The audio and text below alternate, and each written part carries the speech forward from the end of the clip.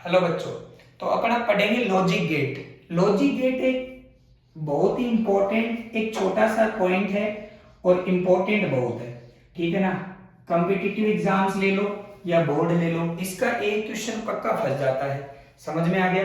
तो अगर अपन बात करें लॉजिक गेट, मेनली आपके जो लॉजिक गेट होते हैं वो होते हैं 3 टाइप के, ठीक है। कितने टाइप के होते हैं? 3 टाइप के, ठीक है। जो पहला लॉजिक गेट है वो आपका होता है नोट। दूसरा जो लॉजिक गेट है वो आपका होता है और तीसरा जो लॉजिक गेट है वो आपका है एंड, ठीक है ना। तो आपसे बोल दे कि मूलभूत गेट कितने हैं, तो 3, एक नोट, एक और एक एंड, ठीक है। इनका जो सिंबल है, इनका जो सिंबल है पेपर में आता है, ये आपका क्या हो गया सिंबल। ये तो आपके कौन से गेट का है? नॉट गेट का। ये आपका होता है इनपुट और ये आपका हो जाता है आउटपुट। और गेट का जो सिंबल है, और गेट का सिंबल है बेटा जी ये,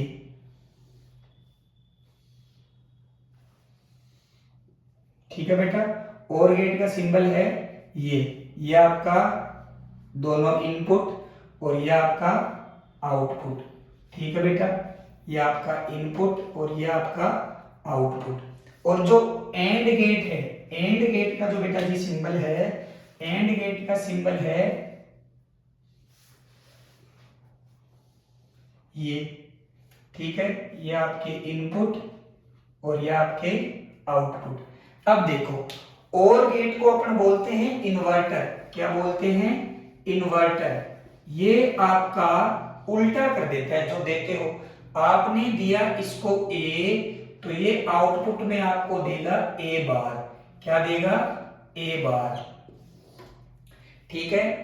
और गेट का जो आपका फंक्शन होता है ये दोनों को ऐड कर देता है। क्या कर देता है? ऐड कर देता है बेटा। ये क्या बना देगा?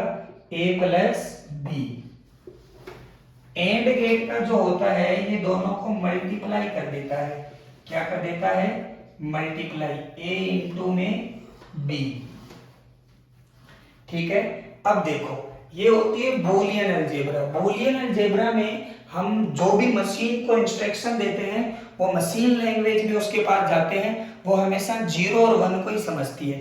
तो जब हम एंड गेट नॉट गेट में 0 देंगे तो ये 0 का उल्टा कर देगा। क्या कर देगा? 1। और जब इसको 1 देंगे तो ये क्या कर देगा? 0, ठीक है। अब एंड गेट में लिखने का तरीका देख लो, 0 0 1 1, फिर 0 1 0 1। तो ये इसके 4 क्या हो गए? इनपुट। 0 0 1 1 0 1 0 1। अब 0 0 का कितना होगा? 0 0 1 का 1 1 0 का 1 और 1 1 का 1 ही होता है, क्योंकि मशीन दो ही चीज समझती है, एक तो 0 और एक 1। तो 1 1 आप 2 मत कर देना, ये बूलियन अलजेब्रा है, इसमें 1 1 आपका 1 ही रह जाएगा बेटा। ओके, फिर अपन चलते हैं एंड गेट पे। तो वही बात, 0 0 1 1, फिर 0 1 0 1, 0 0 का मल्टीप्लाई 0 0 1 का 0 1 0 का 0 और 1 1 का 1। तो ये आपके लॉजिक गेट हो गए। तो आपके जो मूलभूत गेट हैं वो कितने होते हैं? 3। कौन कौन से? एक आपका होता है नॉट, एक होता है और, एक होता है एंड। नॉट क्या कर देता है? इन्वर्जन कर देता है, इन्वर्टर कर देता है, इसीलिए इसको इन्वर्टर भी बोला जाता है। ये 0 का क्या कर देगा? 1 और 1 का क्या कर देगा? 0। और में क्या कर देता है? ये प्लस करता है, ए भी। बूलियन अलजेब्रा के अंदर मशीन हमेशा 0 और 1 ही समझती है, ठीक है। 0 का मतलब वो कोई काम नहीं कर रहा, आपका स्विच खुला है, और 1 का मतलब आपका स्विच बंद है, काम चालू है, ठीक है। अब ऐसा मतलब नहीं है कि 1 1 का मतलब 2 बार स्विच बंद है और 2 बार काम हो गया। जैसे आप किसी भी बल्ब को जलाना चाहते हो, आप या तो क्या करोगे? ऑफ कर दोगे। ऑफ का मतलब क्या है? 0। और या उसको क्या कर दिया आपने? ऑन कर दिया। ऑन का मतलब आपका बल्ब जल गया है। अब 2 बार ऑन करोगे, इसका मतलब ये नहीं कि 2 बल्ब जलेंगे, वही सेम बल्ब है जो जलेगा, तो जलने का मतलब 1, इसीलिए 1 1 का मतलब इसमें क्या रहता है?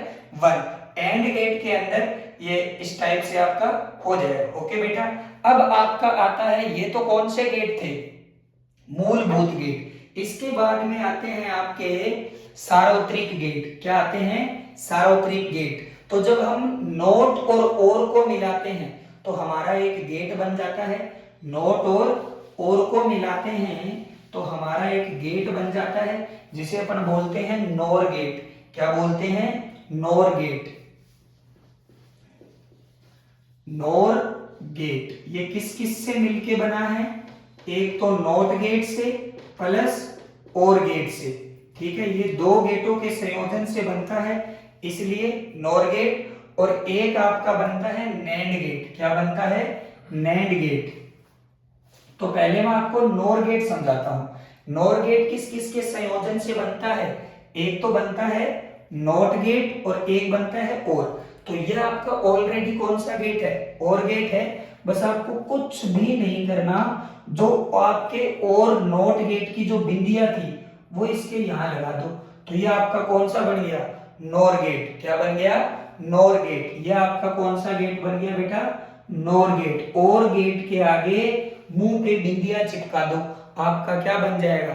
Nor gate. अब देखो, जैसे ही इसके आगे नोट जुड़ा तो नोट क्या कर देता है? उल्टा। तो याद रखने की ट्रिक है, जब आपको और गेट बना लो तो और गेट में जहां जहां जीरो थे वहां वहां तो 1 कर दो, और जहां जहां 1 थे वहां वहां क्या कर दो? 0। और इसके ऊपर क्या लगा दोगे? बार। ये किसकी ट्रुथ टेबल हो गई? नॉर गेट की।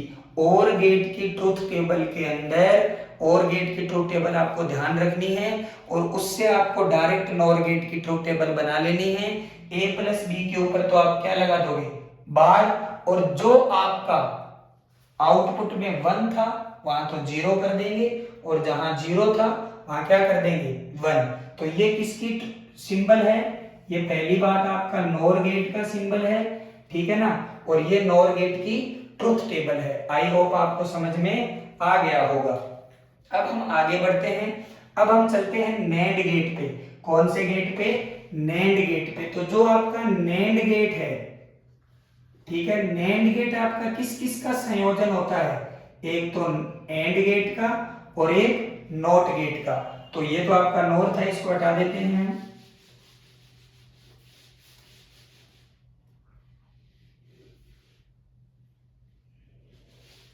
जो आपका नैंड गेट है वो किस किस का संयोजन है? एक तो एंड गेट का और एक नॉट गेट का। तो जो आपके पास में एंड गेट है, बस उसमें कुछ नहीं करना, उसके मुंह पे क्या लगा देनी है? बिंदिया। ठीक है, और इसके ऊपर क्या लगा देना है? बार। ओके। अब जहां जहां 0 है वहां वहां क्या कर दो? 1। और जहां जहां 1 था वहां वहां क्या कर दो? 0। तो ये कौन सा गेट बन गया बेटा आपका? NAND gate. कौन सा गेट बन गया?